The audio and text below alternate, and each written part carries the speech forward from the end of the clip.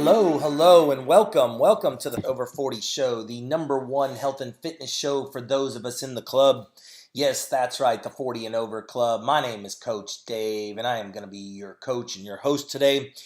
And today, I'm excited and a little fired up to bring you this episode. Okay, so get ready.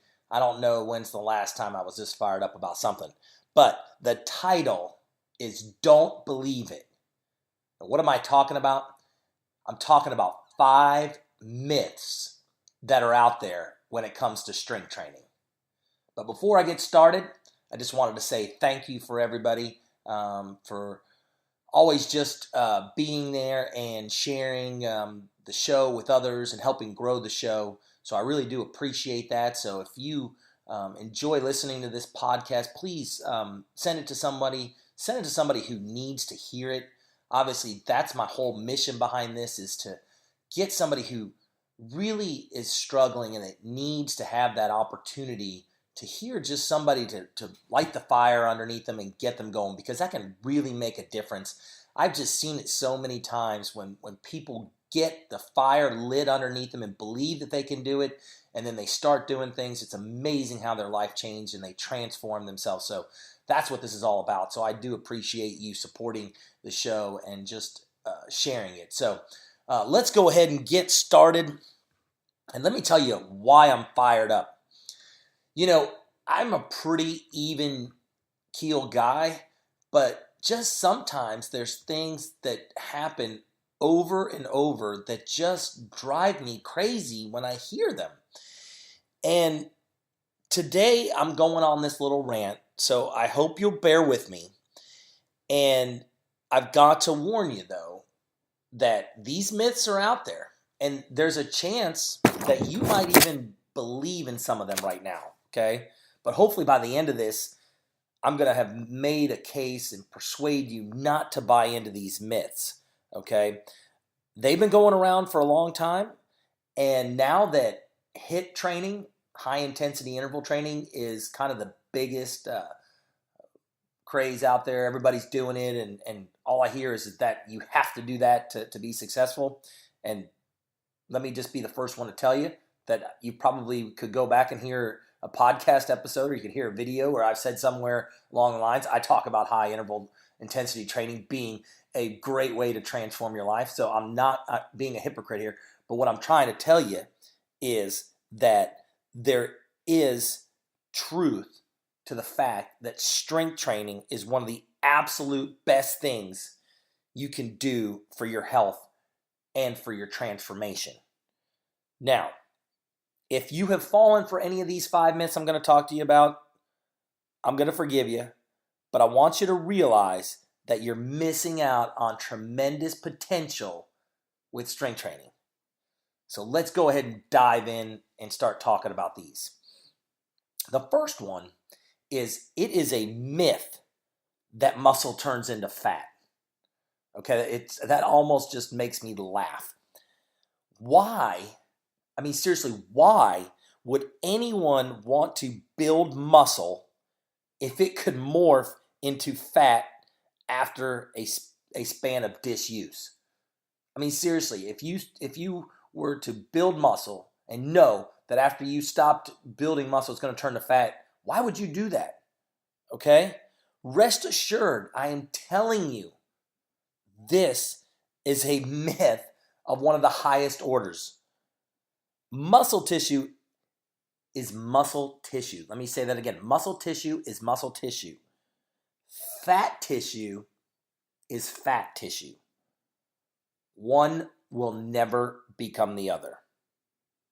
Okay? That myth is false.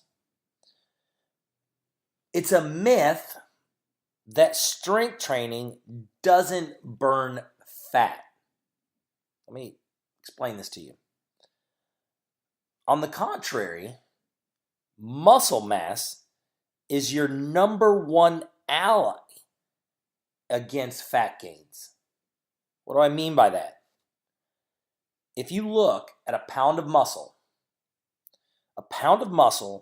burns about 10 to 20 calories each day, while you're just living and breathing. So if you've ever heard of them talking about your resting metabolism, stuff like that, your resting metabolic equation or whatever, all deals with essentially the living, breathing tissue that you have. Okay?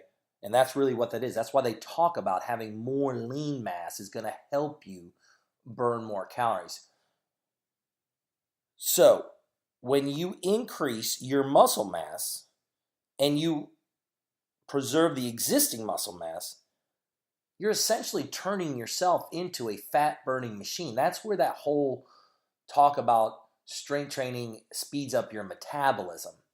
Well, I'm not going to get into the science behind that, and there's people that will refute that and negate that altogether. But what happens is when you do have more muscle mass, more tissue, your body needs more fuel to keep that tissue alive. So having more lean mass is going to help you burn more calories. So that's where by doing strength training, it's going to help you burn fat because you're going to get more lean mass. The third myth is it's a myth that lifting weights makes women bulk up. Now, I'm not going to try to alienate any of my audience here because a majority of them are female. And the majority of my clients throughout my entire fitness career have been female. And I hear this a lot. I heard it when I first started. I heard it throughout my career, and I still hear it. And it just makes me just sometimes lose my mind here, because I get it that sometimes we see, females that are doing strength training, they look like, some huge bodybuilder. But let me just say that yes, strength training increases the amount of muscle on your body. Okay, you're going to get more muscle. But that doesn't mean that you have to think that you're going to become bodybuilder-esque. I mean, I know that's not what you're looking for. I know, or females that are listening to this, I know that's not what you're looking for. Okay? I mean, the truth is that the female body simply cannot contain high enough levels of testosterone to produce that level of results without any or sort of other enhancement or what am I trying to say? Something that's going to help promote more of that, okay? I'm trying to skirt around the issue there, but my point is that you will not get to that level. You just won't. Okay, there are exceptions in every case where I have seen or worked with a few females that just do build a little bit more muscle. They become stronger and they get a little bit more muscle mass than other females, but very few. But listen, the tighter the toned figure of a recreational female weightlifter is every bit as feminine. If you go and look at some of those fitness competitions, okay, and I'm not really into the whole bodybuilding scene or the fitness competition scene, but I have seen females who've done fitness competitions that they look really good, really lean, really toned and cut. Not anything like what you might be imagining as a bodybuilder. So I'm going to move on from that one. I hope I put that myth to rest, put that one to bed. Let's move on. We've got two more. And the fourth one is that it's a myth that strength training is for young people only. Okay, this right here is critical because there could be somebody out there that's listening right now that's in what I call the 40 and over club, right? The 40 and over club, that maybe's thinking about working out for the very first time, but they think that just because they're older, they can't do it. And that is a myth. Now, let me say this just from a legal standpoint. Got to get that legal stuff in there, If your doctor says that you're unable to do it, then you're unable to do it. Maybe go see another doctor and get a second opinion would be my.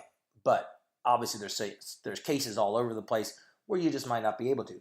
But assuming that your doctor says it's okay, you have so much to gain from a regular weightlifting routine. I mean, let's just throw a couple out there. I mean, improved balance, coordination, flexibility, of course, strength, and a decreased risk for females of osteoporosis are just the beginning of what strength training does. I have seen people start strength training in their 40s, 50s, 60s, and 70s. Yes, 70s. And it makes a complete difference in their life.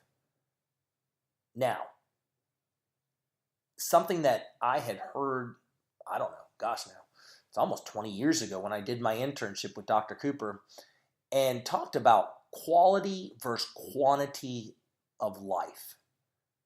Today, we are living longer, but unfortunately, not always living better. Or what I mean by that is that living with more quality of life. I mean, sure, we've got technology and everything like that that helps make things easier, but I've seen people stuck to the couch, stuck to oxygen where they can't go without it. My father, before he passed away, he wasn't really able to do anything. His type 2 diabetes had gotten so bad that his feet were always swollen. He couldn't walk very far. And I just don't personally want to live a life that's long but not quality. I mean, what's the point? I mean, I want to get everything out of life. And I'm telling you right now that strength training is not just for people in their 20s and 30s. The more you do, or if you haven't started, start today, the more it's going to benefit you as you get older, because you do start to lose lean mass at a quicker rate after your 40s and 50s.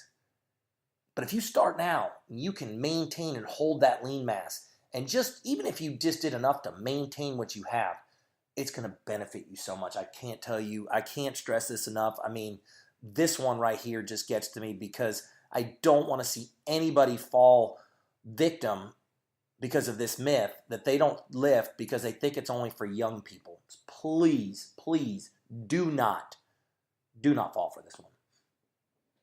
Now, let me just wrap up with the final myth, and then I'm also going to talk about how if you're struggling and you need some help, you can get that help, and I'm here to do it, and I'll tell you about that. But let's talk about number 5. It's a myth that light weights and high reps tone best. Okay? This was really popular back in the 90s.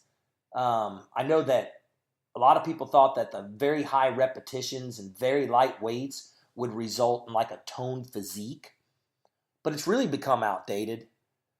These high repetitions, they're going to increase your muscular endurance, but it's not going to add strength or necessarily tone you, okay?